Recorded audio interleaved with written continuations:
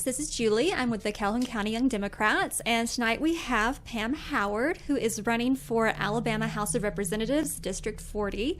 Pam, how are you doing tonight? I'm good, Julie, and thank you so much for having me. Oh, yeah, we're super excited to have you. I know you are a regular here in our little Calhoun County Democrat headquarters, so excited to have you here on the podcast finally. We've been trying to get this scheduled for some time.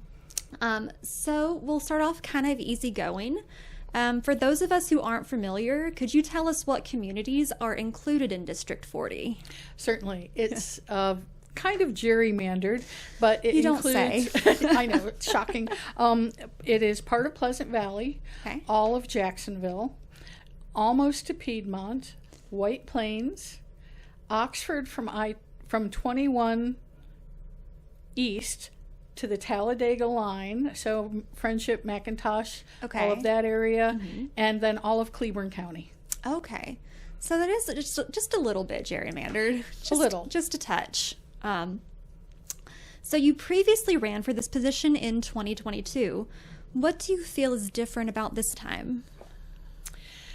I feel that I'm a much stronger candidate this time because for the last 4 years I've stayed active in the community and talked to so many people and learned about the issues and concerns that they have while working side by side with them.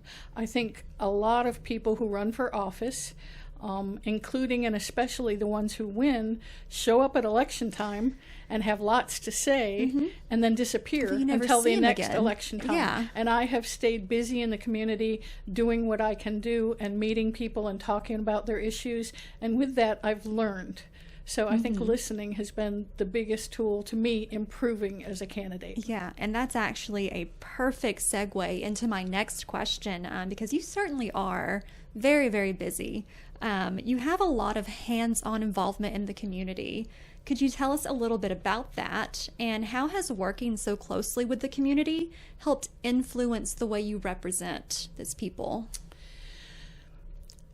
I firmly believe that if you want to live in an amazing community, you have to be part of making it one. Absolutely. So if I see a need, I want to try to help. Yes. So I have worked on projects in the county that are in my district and out of the district, trying to do what I can do hands-on to make things better for lots of different groups of people.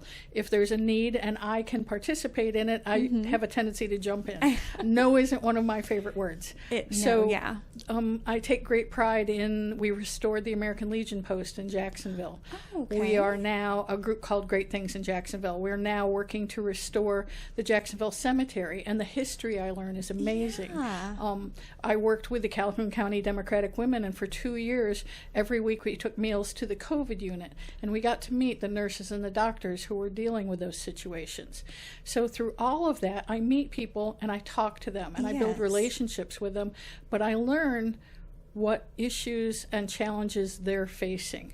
I don't ever want to be someone who tells a community what they need. I want to hear from them what they need. Yes, and you do a really good job of, because I know every time I see you, you are just going, of not only becoming active and taking the initiative, but continuing to show up. And that's one thing that I personally have noticed is you have really kind of been a good example, the power of just showing up. And sometimes you feel like, how am I doing? How is this actually helping? And really just seeing somebody else show up, you never know, might give the other person to say, you know what? I can too. If they can show up, Absolutely. so can I. Absolutely. So could you outline your platform and key issues that you believe are most important? The issues I think are most important, and the ones that I think the legislature can have the most effect on, are the challenges that the families in District 40 are facing. One is affordability. Wages have been stagnant since 2009, but costs for food, for gas, for housing, for insurance, everything has gone up. And I believe the legislature can be part of both raising wages so that we can live a better quality life, but at the same time, the other side of that is supporting small businesses to make sure that they can go through those incremental increases and make sure everybody is successful. One of my most important issues is healthcare, especially rural healthcare. We have lost so many hospitals and labor and delivery units, and there are ambulance deserts. Cleburne County doesn't have a single pediatrician. They don't have even an urgent care that's open on the weekends past 5 o'clock. That's unacceptable. It's scary. And all we have to do is expand Medicaid.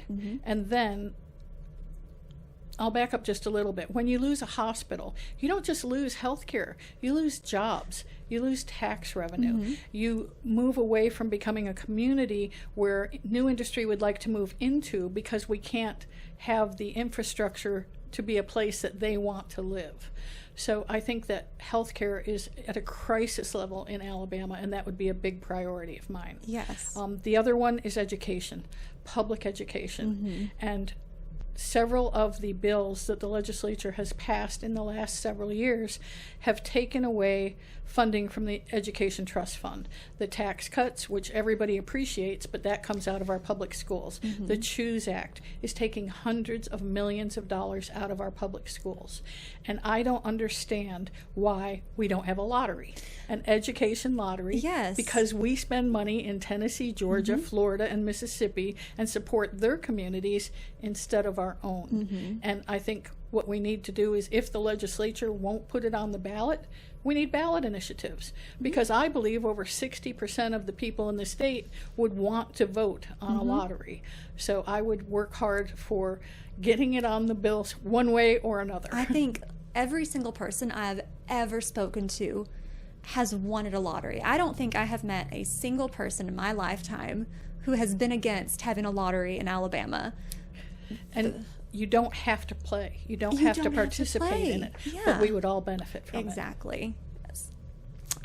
Okay. So what would you say to someone who thinks that your ideals and policies might be a bit radical? Maybe someone who's never voted for a Democrat before. The division in our state and in our country is scary to me. I guess I would have to hope that someone would consider voting for me based on my ideas and not on a letter that follows my name on the ballot.